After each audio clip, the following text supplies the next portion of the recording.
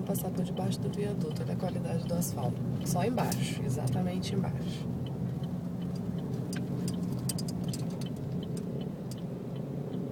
Parece que foi feito um serviço que preste, ó. Tem um buraco exatamente embaixo. Aí quando você sai,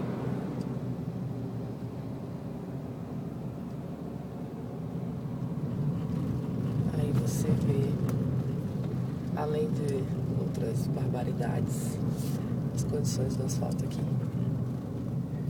Aí o pessoal fica pegando o atalho que tiver menos buraco, o que torna o trânsito ainda mais desorganizado.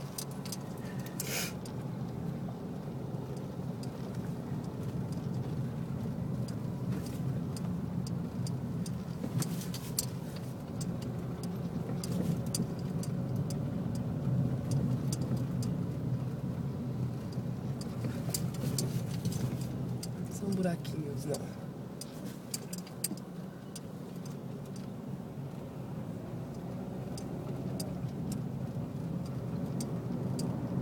Vale tudo para desviar.